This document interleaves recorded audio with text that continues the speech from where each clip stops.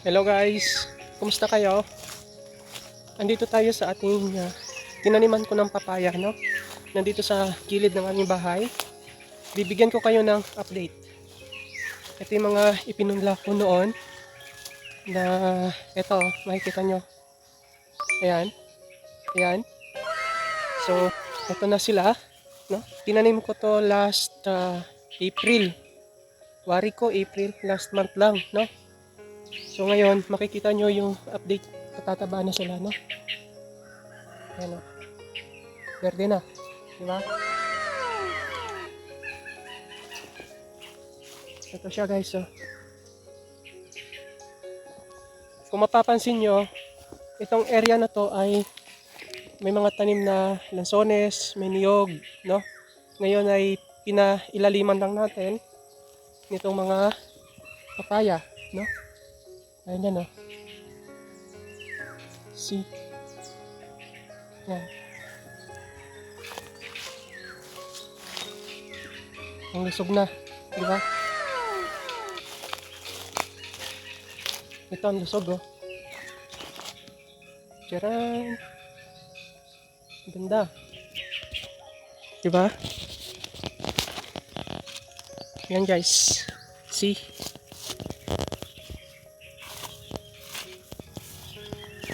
Nakalinya-linya naman yan.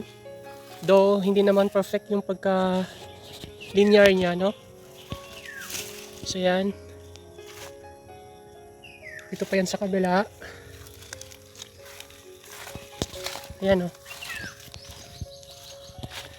Di ba? Lulusog na. Kailan lang yan? Last month lang yan, April. Early April kuwari ito tinanim, no? Tapos dito, may mga maliliit dito. Ito ay huling batch na, no? Medyo maliit-liit ng konti. Ito, pinagtutuka pa ng pato yung dahon. Oh my God. Ayan, oh. See? Ayan. Di ba? Lulusog na. Ayan, no? Tapos kahapon, meron din akong tinanim. Ito naman ay yung mga naiwang punla doon na pinalaki ko. Kaso, ang nangyari, dun sa aking punlaan, napasok ng pato. Pinagtutuka yung dahon. Kita nyo naman kung ano nangyari sa dahon yan. See guys. Yan. Ayan o, ubos. Diba, halos makalbo. Pero kahit pa paano ay okay yung katawan. Makaka-recover pa naman yan, no guys? Lalo't na ibaon na natin sa lupa. Yan ay mag-i-improve na once na kumalat yung kanyang ugat sa ilalim. So magiging ganito na yan. Tingnan nyo, oh. Kita na sa linya, di ba? Ayan. Ayan, oh. Kahit sa malayo, lutang na, no? Ayan. Ito. Diba? Lulusog na. Ang quantity na to ay siguro mga nasa more or less 60. Kung hindi ako nagkakamali, more or less 60 ito nung tinanim ko, itong unang batch na medyo maberde na ngayon.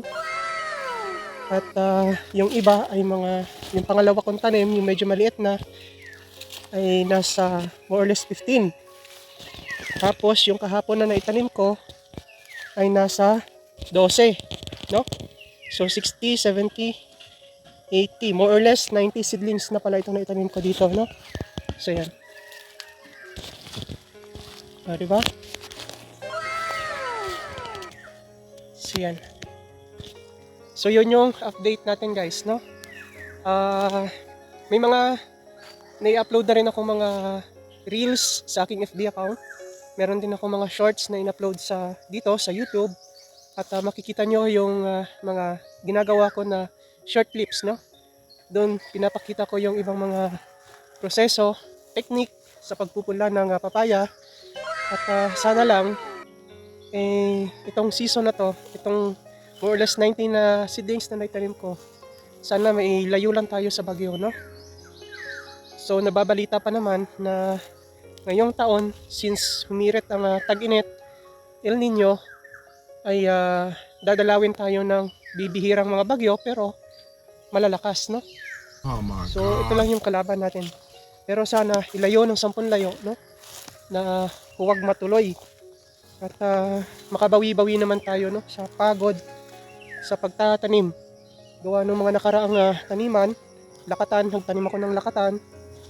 Nakailang ani lang, wala, naubos. Binanatan ng malalakas na hangin.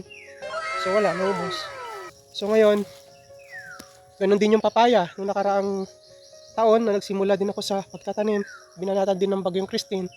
Nabalda din ng hangin, wala din, naubos din. So ngayon, dito ko na tinanim sa malapit sa amin. At least kung mag-El Nino man, kasi ang sabi ay mag-El Nino ngayong taon, masunod natin ng konti-konting dilig, no? So yun ang naman ng gusto ng papaya, ang mabasa yung puno niya, no?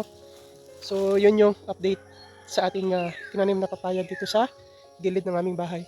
So yun lang guys, no? Thank you for watching and see you in our future vlogs. Bye!